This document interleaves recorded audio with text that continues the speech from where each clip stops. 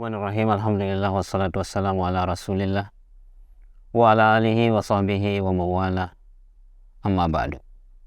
Kita lanjutkan membahas tentang sirah nabawiyah. Kali ini kita akan membaca bait yang berikutnya yang dibawakan oleh muallif rahimahullah, yang berbicara atau menceritakan tentang perang Badr al-Kubra. Beliau muallif rahimahullah mengatakan, wal ghazwatul kubra allati bi Badri bis sawmi fi sabi'i asyri syahri. Perang besar yang terjadi di Badr terjadi pada bulan puasa, tepatnya hari ke-17 di bulan Ramadan yang terjadi di tahun kedua Hijriyah. Kaum muslimin muslimat yang dirahmati oleh Allah Subhanahu wa taala, ketika kaum muslimin pergi berhijrah ke Madinah, mereka meninggalkan harta benda mereka di kampung halaman mereka di Mekah, dan harta benda dan aset yang mereka tinggalkan di Mekah itu disita dan dikuasai oleh kufar Quraisy yang berada di Mekah. Hal ini yang membuat baginda Nabi Sallallahu Alaihi Wasallam dan para sahabat yang berada di Madinah ketika itu kerap kali mencegat kafilah atau kelompok dagang yang pergi berdagang ke negeri Syam, sebagaimana kita sebutkan pada pertemuan sebelumnya terkait dengan beberapa peperangan kecil yang menjadi muqaddimah atau pendahuluan dari perang besar yang akan kita ceritakan pada kesempatan kali ini, yaitu salah satu perang besar yang disebut dengan Ghazwatu al-Badri al-Kubra, perang Badr yang besar. Jadi saat kufar Quraisy melakukan aktivitas dagang yang diantaranya mereka ketika itu mengirim kafilah atau kelompok dagang diantaranya ke negeri Syam, dan otomatis ketika mereka akan berangkat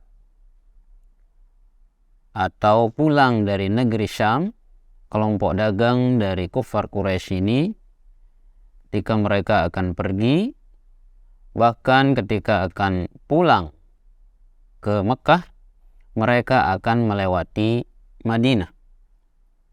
Dan sekali lagi inilah yang dimanfaatkan oleh baginda Nabi Sallallahu Alaihi Wasallam dan para sahabat ketika itu, yang kerap kali mereka mencegat kafilah atau kelompok dagang yang pulang dari aktivitas dagangnya di negeri Syam. Dan inilah yang terjadi ketika perang Badar ini. Perang Badar merupakan perang besar pertama yang terjadi antara kaum muslimin dengan kufar Quraisy.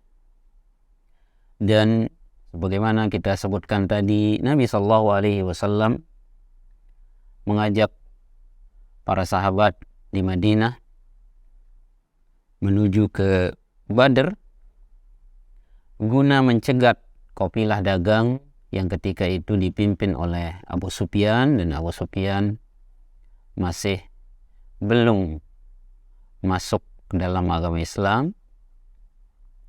Ketika itu memimpin kafilah dagang ke negeri Syam, dan ketika mereka pulang, Nabi Sallallahu Alaihi Wasallam bersama para sahabat keluar dari Madinah untuk mencegat kafilah dagang tersebut.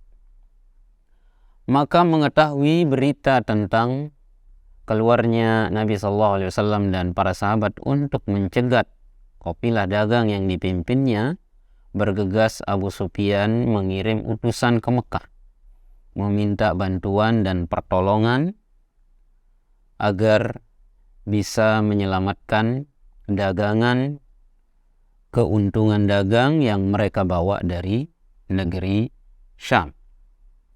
Maka setelah utusan sampai di Mekah, para pemuka dan ketua serta pembesar kufar Quraisy bergegas segera menyiapkan pasukan untuk menghadapi baginda Nabi Sallallahu Alaihi Wasallam dan para sahabat.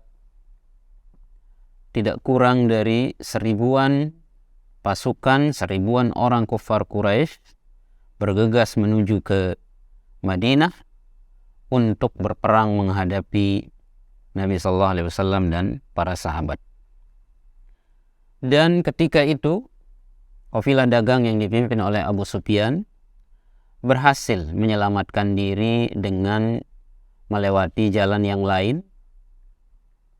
Namun para pembesar dan para pemuka Quraisy yang ketika itu sudah bertekad keluar dari Mekah untuk menghadapi dan berperang dengan kaum muslimin ketika sampai kabar bahwa kafilah dagang yang dipimpin Abu Sufyan telah selamat, mereka bersikeras untuk tidak pulang ke Mekah. Mereka tetap bertekad, mereka tetap berazam untuk menyerang atau berperang dengan kaum muslimin ketika itu. Maka terjadilah perang yang besar yang terjadi di tempat yang disebut dengan Badr. Terjadi dan berkecamuk sebuah peperangan yang sengit, di mana pada akhir peperangan itu Allah Subhanahu wa Ta'ala menolong kaum muslimin dan orang-orang kufar Quraisy mengalami kekalahan yang besar. Banyak di antara mereka yang melarikan diri dari peperangan, dan kaum muslimin ketika itu berhasil membunuh 70-an orang-orang kufar Quraisy di perang Badar itu, dan berhasil menawan sebanyak 70 orang. Dan beberapa pembesar Quraisy, beberapa pemuka kufar Quraisy berhasil terbunuh, meninggal atau mati dalam perang Badar tersebut.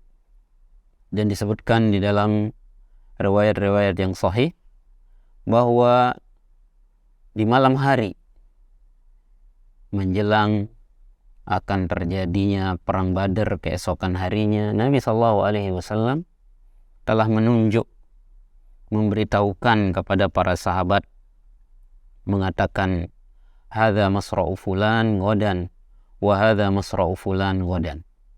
Beliau menunjukkan kepada para sahabat bahwa fulan, pemuka Quraisy yang bernama fulan, akan mati di tempat ini.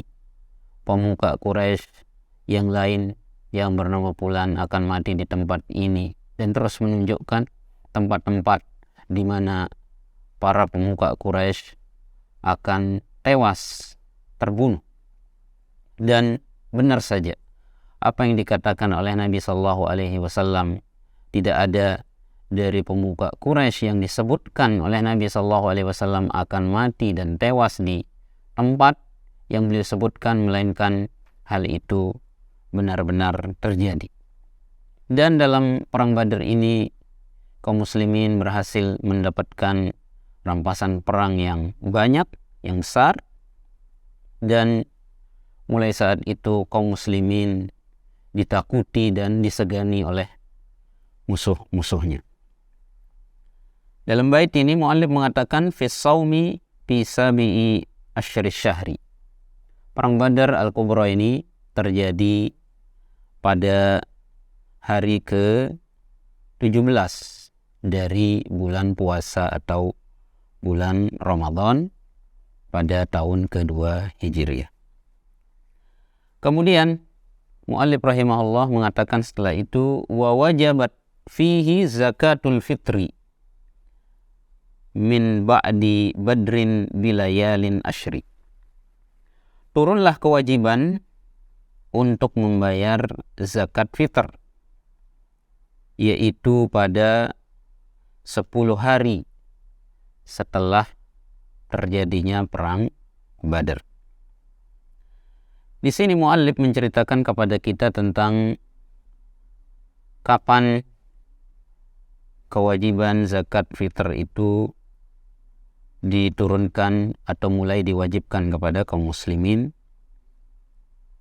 Beliau mengatakan di sini bahwa zakat fitr itu kewajibannya turun 10 hari setelah atau pasca terjadinya perang Badar, di mana tadi kita sudah menyebutkan bahwa perang Badar ini terjadi pada hari ke-17 dari bulan puasa, sehingga kita bisa mengatakan bahwa turunnya kewajiban membayar zakat fitri ini terjadi pada hari ke-27 dari bulan Ramadan di tahun kedua Hijriah tersebut.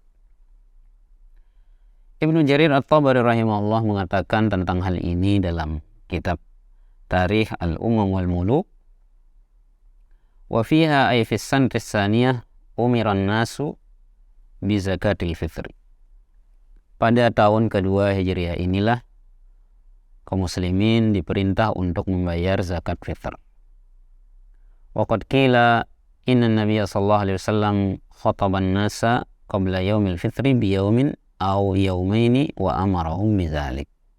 Dan disebutkan pula bahwa Nabi sallallahu alaihi wasallam berkhutbah, berpidato di hadapan kaum muslimin sebelum hari raya Idul Fitri atau sehari atau 2 hari sebelum hari raya Idul Fitri. Beliau berkhutbah, berpidato di hadapan kaum muslimin sambil menyampaikan kewajiban mereka untuk membayar zakat fitr. Kemudian mu'allif mengatakan setelah itu wa fi zakatil mali khulfum fadri, terkait dengan kewajiban membayar zakat mal atau zakat harta, maka di sini ada khilaf di kalangan para ulama yang hendaknya kita ketahui.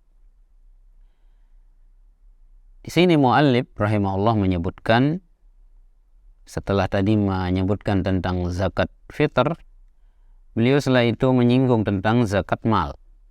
Dan beliau mengatakan bahwa terkait dengan kapan turun kewajiban zakat mal ini, beliau menyebutkan bahwa ada silang pendapat di kalangan para ulama. Namun jama'atun min ahli ilmi, sekelompok ulama mengatakan bahwa turunnya perintah mengeluarkan zakat mal ini juga terjadi pada tahun kedua dari hijrahnya Nabi sallallahu alaihi wasallam, sebagaimana disebutkan oleh Ibnu Katsir rahimahullah dalam kitab Al-Bidayah wan Nihayah, wa fi hadhihi sanati bima zakarahu ghairu wahid minal mutaakhirin furidat az-zakatu dzatun nusuk.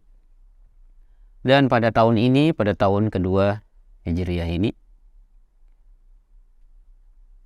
banyak beberapa ulama yang mutaakhirin, ulama belakangan, menyebutkan bahwa zakat mal juga diwajibkan atau turun kewajibannya pada tahun ini, yaitu pada tahun kedua dari hijrahnya Nabi sallallahu alaihi wasallam dari Mekah ke Madinah. Wallahu ta'ala alam, semoga ada manfaatnya. Wassalamualaikum warahmatullahi wabarakatuh.